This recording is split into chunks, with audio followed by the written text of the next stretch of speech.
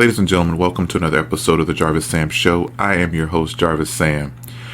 Before we begin, please stop what you're doing. Smash the subscribe button wherever you're receiving this podcast. Smash the subscribe button because you'll get notifications each and every time we release a new episode. I have a couple other podcasts that are going to be out, different series that I'm doing. And those are going to be, some of them are going to be housed on the Patreon. So click the link to the Patreon and subscribe to the Patreon. It's only $5 a month. I believe it goes to a great cause, which is supporting me being able to do what I enjoy doing and to be able to push the content even further and provide even more quality content. So please subscribe to the Patreon. We follow me on Instagram, Jarvis Sam _ on Instagram. Also, you can follow the show's Instagram. That's the Jarvis Sam Show on Instagram. And you'll be able to stay plugged in. I release video footage on clips on Instagram and everything, and not just from the podcast. I release just things as they pop in my head. So check me out on Instagram. One of the easiest ways to get in contact with me as well as on Instagram. So follow me on Instagram. So this week, I was a lot of things kind of went on this week, and a lot of things I kind of contemplating on touching on, and I may touch on them lightly in videos throughout the week. Again, you'll have to be plugged into my Instagram to get my views on those things. But I've been having some situations where I've been supporting some local small businesses over the past week, and not all of them were black establishments or black-owned businesses. I do when at all possible.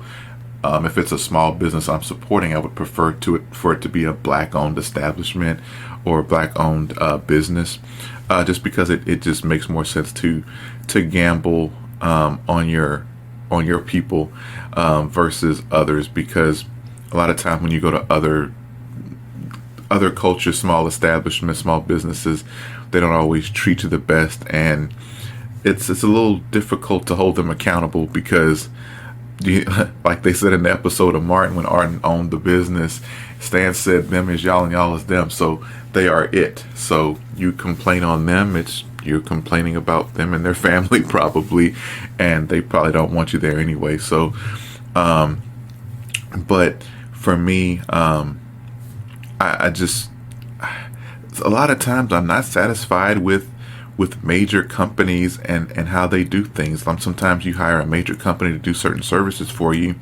and each time someone comes out, it's a different person, right? It's a different person coming out to service something in your home, and it's hard to build a rapport and a relationship through that because it's a different person. And then when you're dealing with all these different people, different technicians and whatnot, you're going to get their different levels of work and different levels of service, and it could be a really inconsistent experience. So I wasn't happy with one of the services that I get done to my home, and from a big known company, probably the biggest one in this field of work. So I wasn't really happy about the service they've been doing and the cost that they charge. This company charges quarterly for the service, and it's significantly more expensive than the local gentleman. The local gentleman does it. He does everything. And it's he mostly does the area of town that I live in. So he's it's him. It's a one-man show. I did my research. I looked at the Google reviews. I looked at the Yelp reviews. Everybody said great things.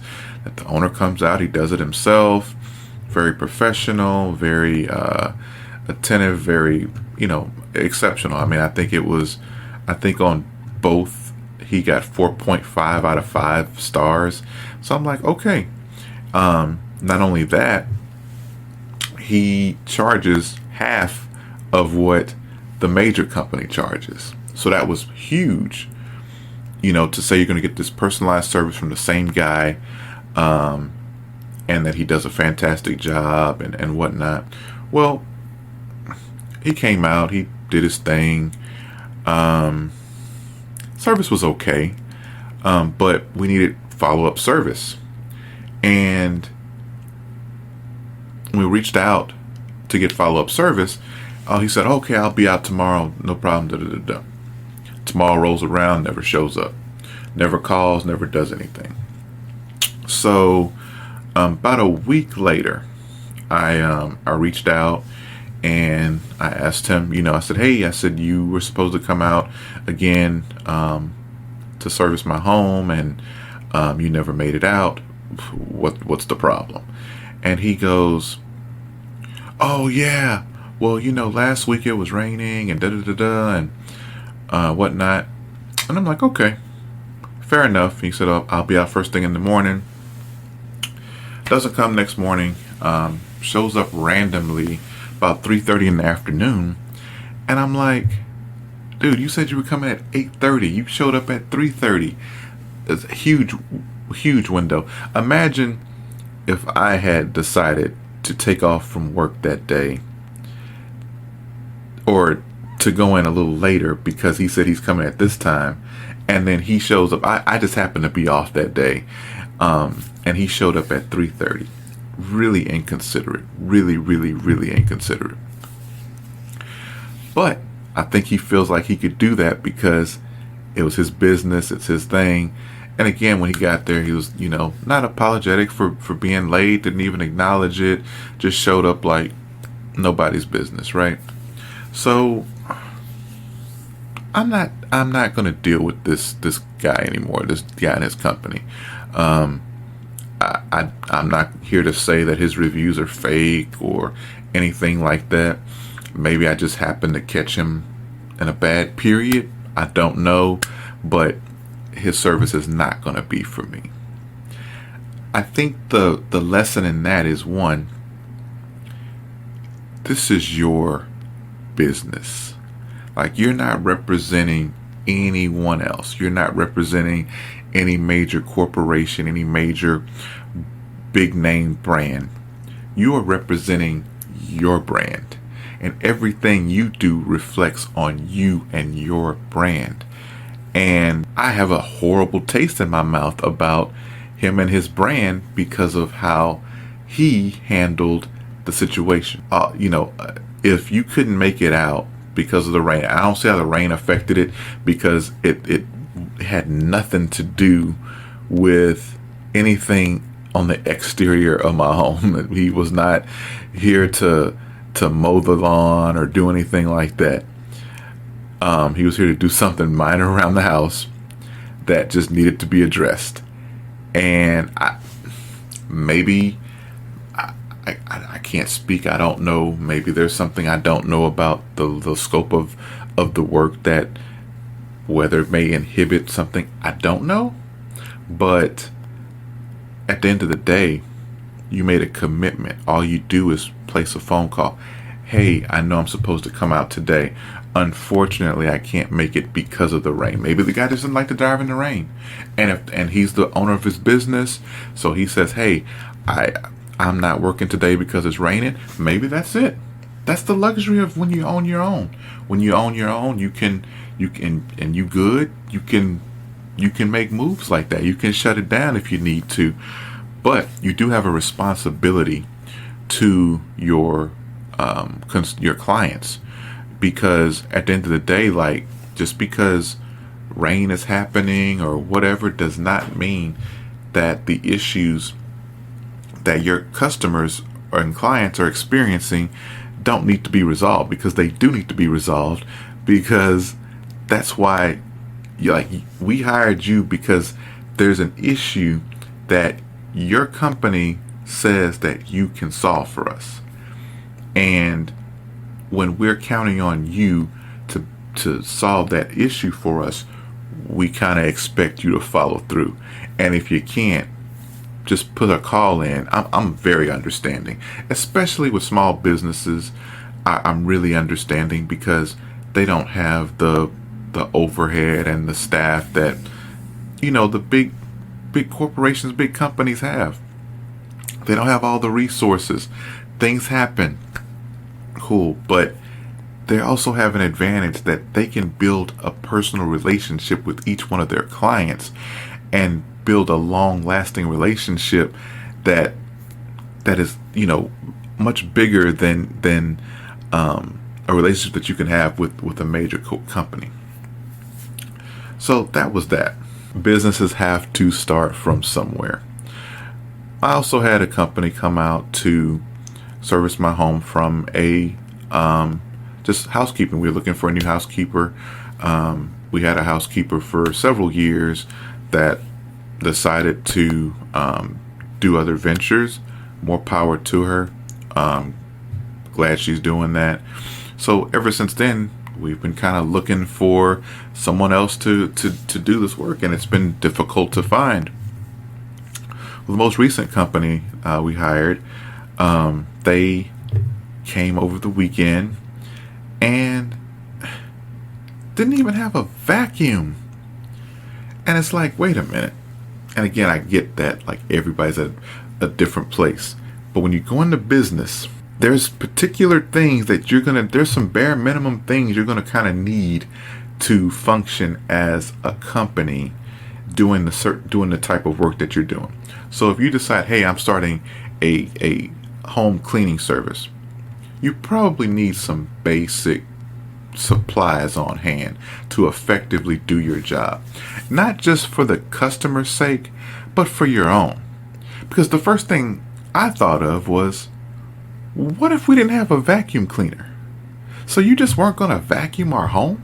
Or what if our vacuum was broke? Because one of the vacuum cleaners we have is broken, and I literally just got a new one fairly recently.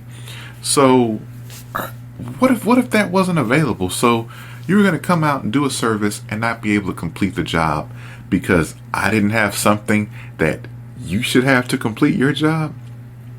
Nah, it don't work like that.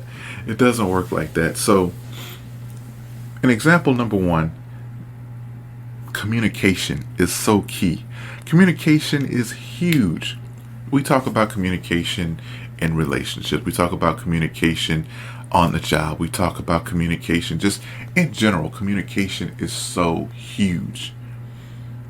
And when you're talking about leading your own business, this is a business that has your name on it, that has your thumbprints all on it, and you don't have the courtesy to reach out to your client and let them know what's going on.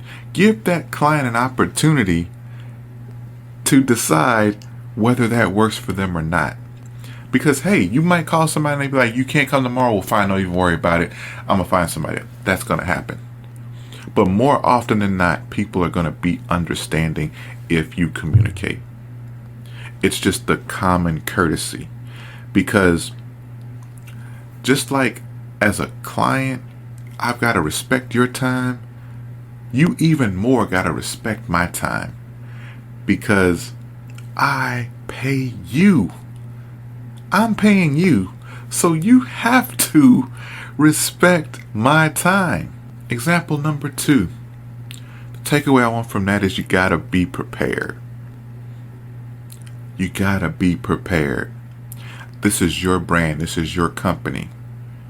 You don't want to show up and not have the tools you need to execute.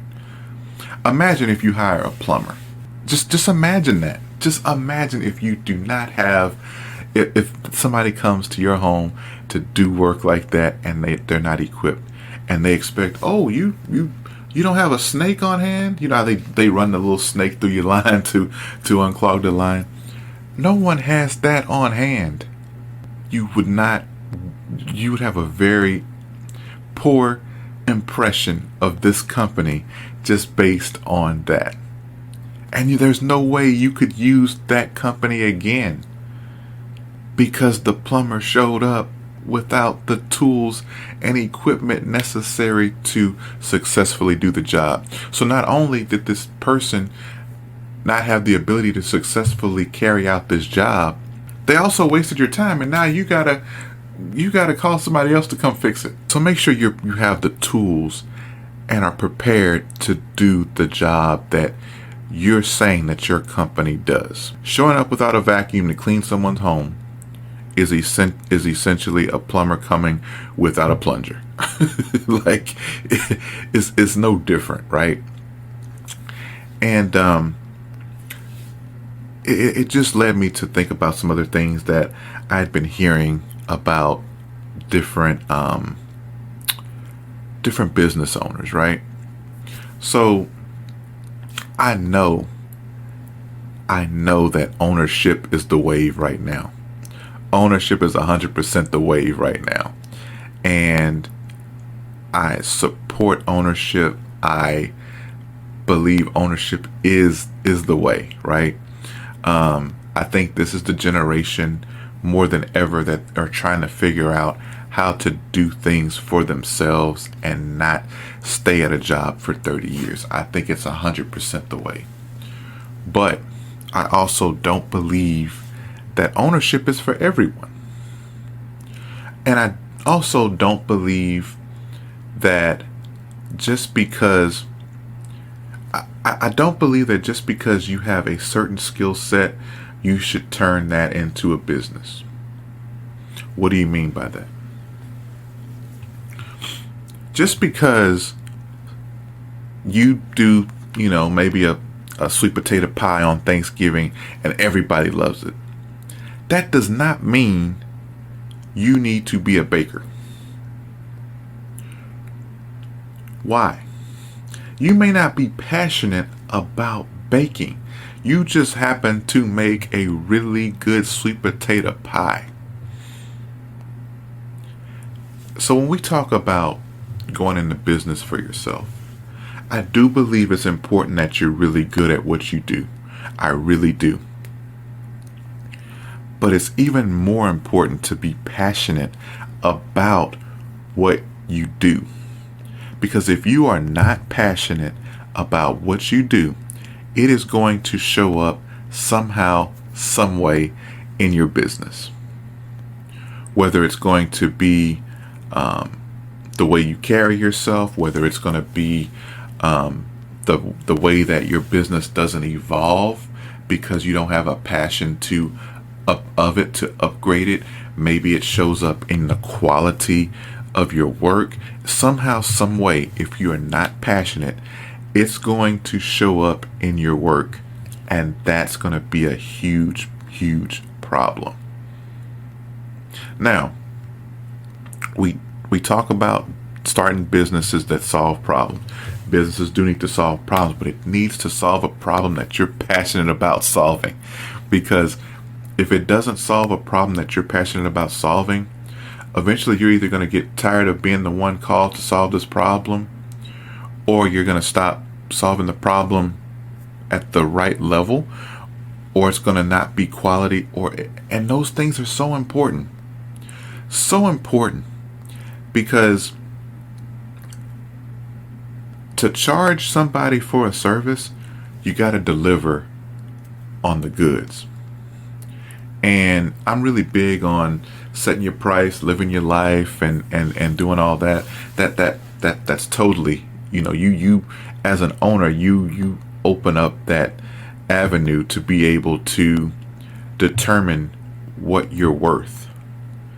But at the end of the day, if the quality does not match what you're charging, eventually you're going to run yourself out of business, because you can't charge somebody a premium price and give them a basic product. You charge a premium price, you have to give a premium service. That's what's expected, right? That's what's expected. You're not going to go to a exotic car dealership and get the same level of service that you're going to get at the Hyundai dealership. Both of them want your money. Both of them want your car, or both of them want to get you in a car, but the service is going to be completely different. The experience is going to be completely different. For years, my mom drove like a Chevrolet Blazer and had to go to the Chevrolet dealership to get it serviced and all that. And they did okay, you know. They did the job. They did whatever they said they were going to do. But the way they handled things was totally different. So you get there, you go wait. If you have to wait, you know, a couple hours to get your car back, it is what it is. Hey, we got coffee in the lobby. Make yourself at home while Young and the Restless is on the TV in the waiting room, right? Later in life, she was afforded the opportunity to get a Mercedes. I remember my first experience at the Mercedes dealership with her was completely different than the experience at the Chevrolet dealership. The Mercedes-Benz dealership, it was more like intimate, like it was the way they greet you is totally different. The way that the people interact with you is totally different. The waiting process is totally different. It is not a 2-3 hour wait for anything. It's 30 minutes at the max. If not, we got if you're gonna have to if we're gonna have to keep your car overnight, we're going to get you in another one of our vehicles to take home, no questions asked. That didn't happen at the Chevrolet dealership. If they had to keep it, you're going to have to call your homie to come pick you up or something, because there's not a loaner unless there's something seriously wrong with the vehicle that is their issue.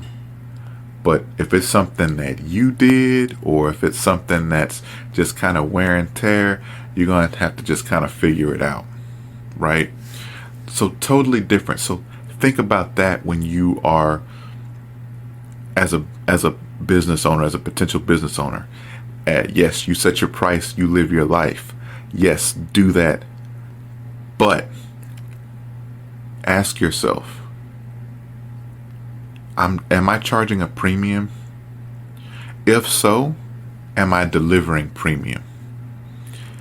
If both of those boxes check, cool, you doing great things. But if not, I'm not saying to dumb your price down. I would rather you level your service up, level your product up to get to that premium place. And I truly believe if you have that passion on the inside of you to do what it is you're doing, you will figure out how to get your product to premium status. You will find a way to get your product to premium status because you're passionate enough about it. I supported a black-owned business, believe it was not too long ago. And there were some nice t-shirts. The photos of the t-shirts looked phenomenal. And I wanted to support. I like to support, black businesses as much as I can, as much as I can afford to, as much as makes sense if the product is quality. And I get the t-shirt, and it definitely was not what was designed, what it appeared to be when I was shopping online. And I was highly disappointed because I paid a premium price for that product, and I expected it to be a premium product. I cannot wear that shirt. I washed it one time. I cannot wear the shirt anymore. And it's disheartening because I know that, again, ownership is the wave. Entrepreneurship is the wave. But again, whatever we do, we got to put our passion behind it. We've got to put premium quality products out for people to consume, because we should not be like, just because I'm a black business, I should expect everybody to flock to me. The black businesses are the wave right now as well. A lot of people are looking for black owned. That's a huge thing. So now more than ever is the time for us to put our passion and our purpose on full display and on sale. It's time for us to sell our passion and our purpose. But we got to make sure the quality, the service lines up. How do you know if your product or service lines up? Look at other people that do what you do.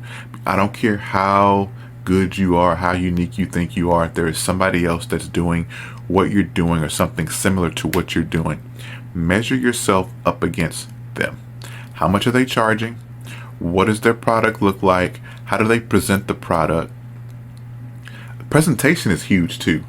Presentation is super, super, super huge. The way you present a product, the way it's packaged, the way from the finest detail is so huge when you're talking about a product, especially a physical product. How you present it can mean everything. If you get a gift from somebody and they kind of just hand it to you or whatever, it's kind of cool, thank you, whatever. But when I don't know if you ever got like something from Amazon and the person who sent it to you, they got it gift wrapped and everything. Well, they sent it to you in this bag, and it's this really nice bag that has like a little bow on it and everything, and it makes it feel even more special because of how it was packaged. It's not just the brown Amazon box with the tape and everything on it. It was packaged in this beautiful bag and everything. And that's the same thing with your product. The way you package it can have a huge impact on the way it's perceived. It can like increase the perception of that product and increase how important that product looks. When you get certain things from Apple, their packaging is cool. Like Apple's packaging is so cool. I guarantee you, if you got an iPhone, you have some iPhone boxes somewhere in your house, because the way they come in those boxes, it feels important. It's something about the Apple packaging that feels important. So many little details to look at. But if there's anything I want to leave you with, because I know so many people are really trying to figure out this entrepreneurial thing. The first thing is first. You gotta be passionate about what you're doing.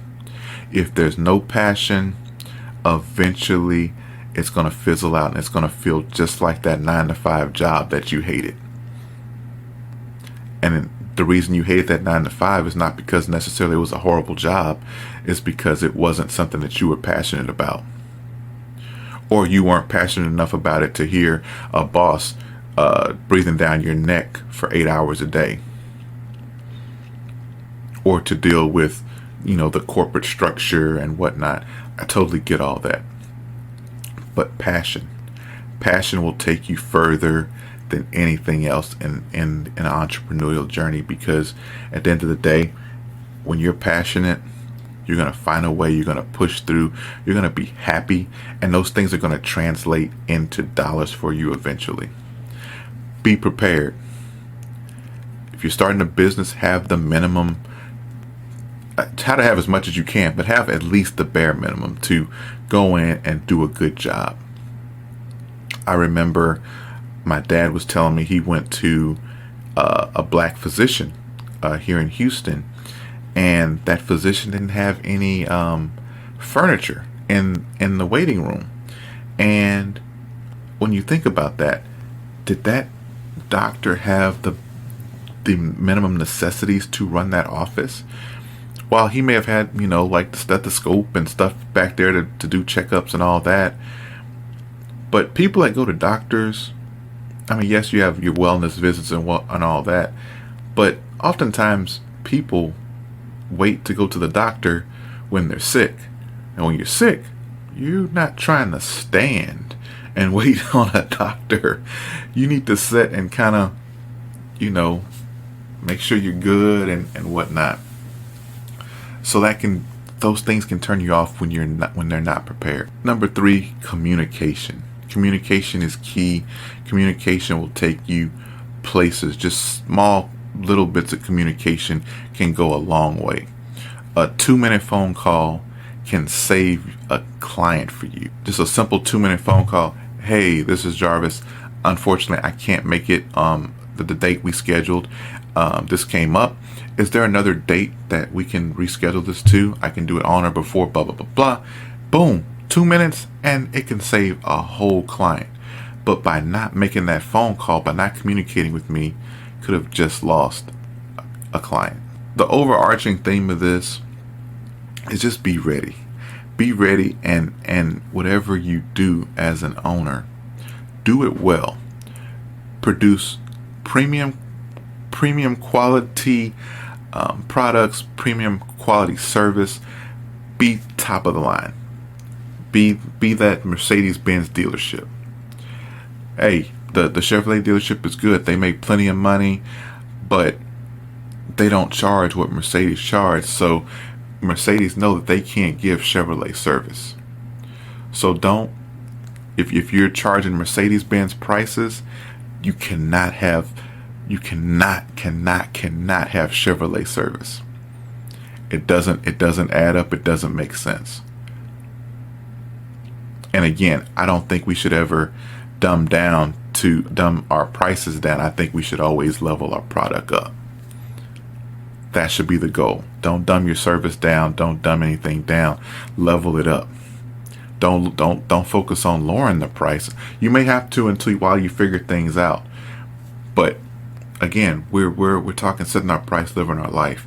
That's the name of the game with entrepreneurship. You don't want to put a cap on how much it is you can make, because that's what your job does to you.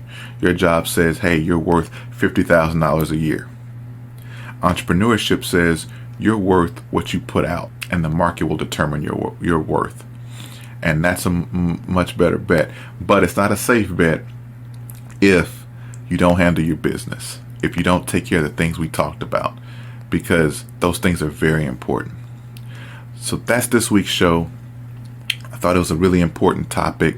I know, again, a lot of people want to be their own boss. A lot of people want to step outside of that 9 to 5 and do something for themselves and something that they can pass down to their children, because we all know you can't pass a 9 to 5 down to your kids, but you can pass that plumbing service. You can pass all these other things. You can pass them down because it has your last name on there. So y'all take it easy. Y'all have a great week. Again, follow me on Instagram, JarvisSam _. Subscribe to the Patreon. Subscribe to the podcast. Smash the subscribe button. You've gotten through this entire 30-minute show. You should subscribe because you know it was some good stuff, and you know you want to come back next week. So smash the subscribe button. Come back next week. We'll have more content for you, and we'll catch y'all next week. Thank you.